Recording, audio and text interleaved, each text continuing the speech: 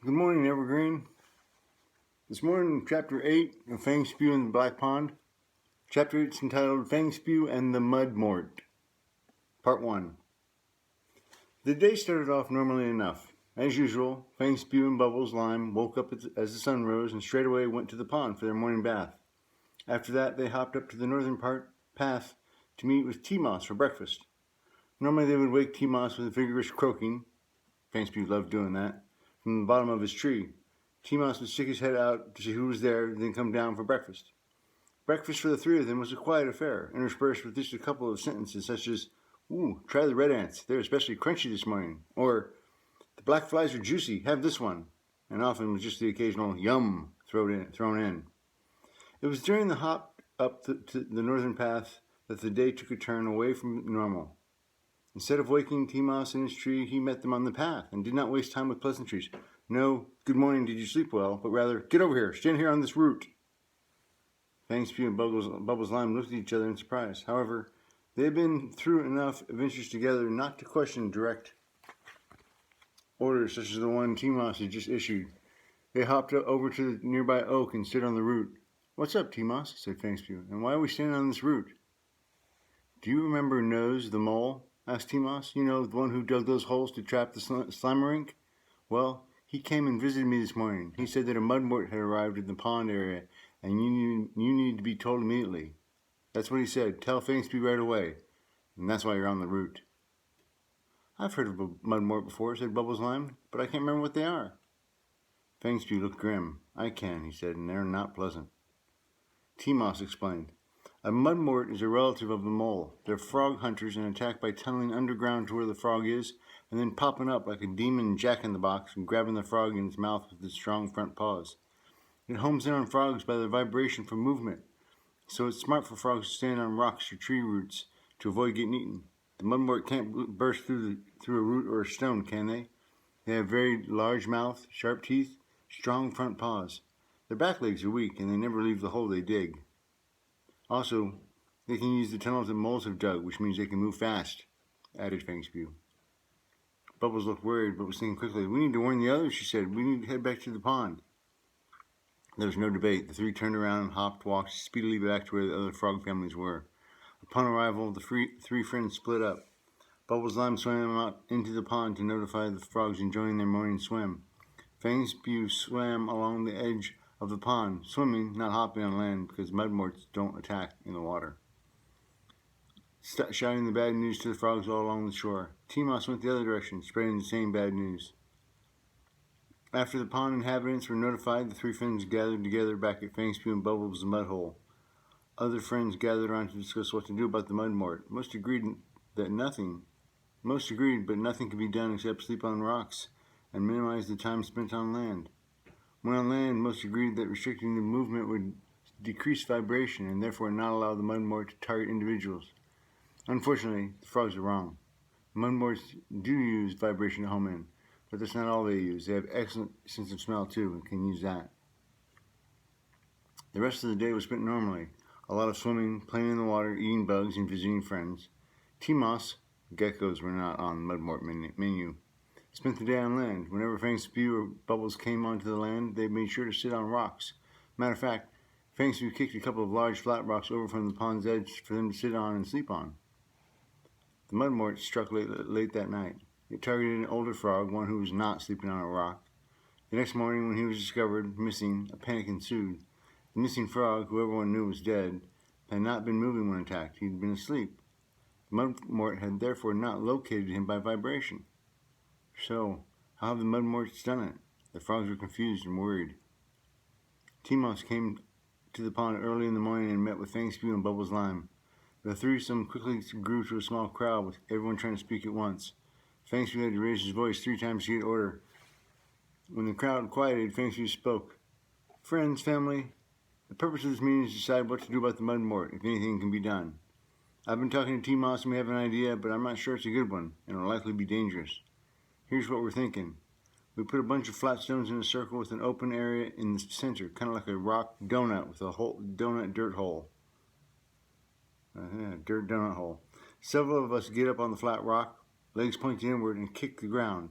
The vibrations from us all kicking should draw the mudmort to the center of the circle. When he comes out of the ground, we'll stop kicking the ground and start kicking him. Hopefully that'll hurt him enough that he'll leave us and never come back." He finished, "I know that idea doesn't sound great, but it's the best we came up with. Anyone got a better one?"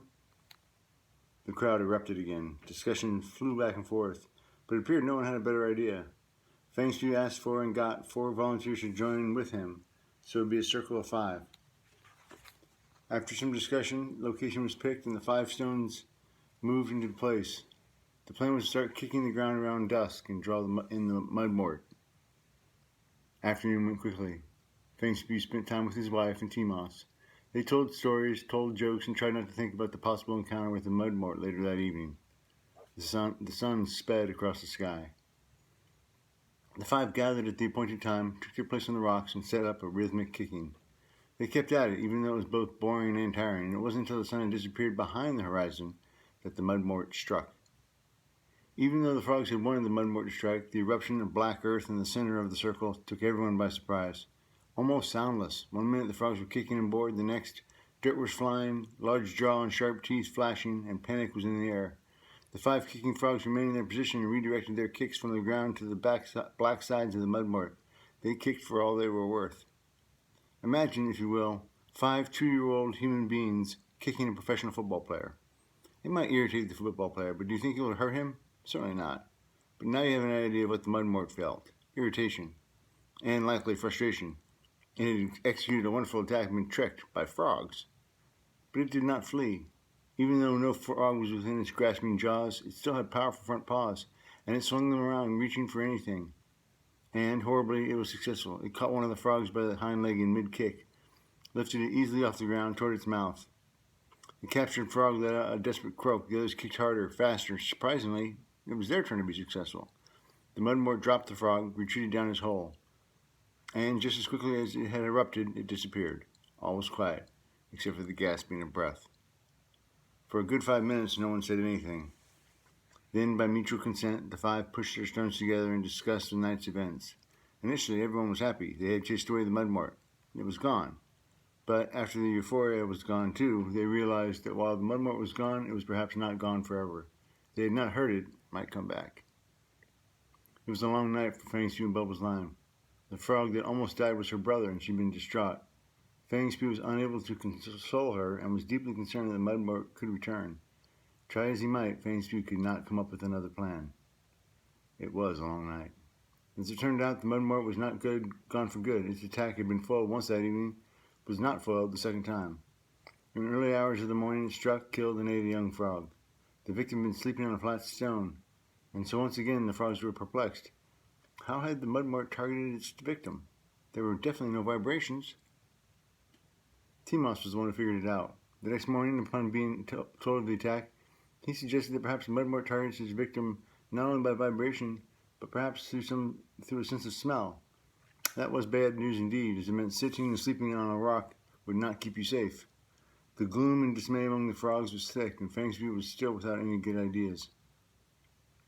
The first time in their married life, Bubbles Lime suggested moving. She suggested finding a new pond, starting a new life somewhere where there was no mudmort, no death out of the dirt. It says something to the quality of the friendship between T-Moss and Fangspew and Bubbles Lime that when Fangspew brought up the idea of moving to T-Moss, the invitation for him to join them was implied. Simply put, Fangspew and Bubbles Lime could not imagine leaving T-Moss behind, and T-Moss could not imagine his life without Fangspew and Bubbles. So, after some discussion, it was decided they would move. They would leave Black Pond. The only question was where would they go? Oh, and how would they get there? The 3 of them split up to spread the word to the frogs that they were planning to leave Black Pond. They decided they would invite any and all who wished to come. After canvassing the area, the rather extended frog family, the 3 of them gathered back together. Fangspew was not surprised that no one wanted to go with him. Frogs were homebodies, really.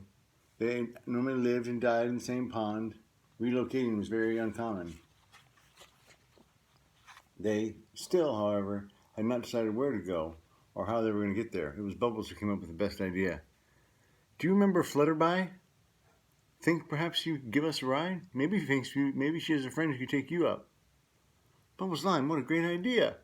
That way we could survey a large area and choose a good-looking pond. Then they could drop us there. We wouldn't have to hop the whole way. Not only would it be easier, it would be great fun.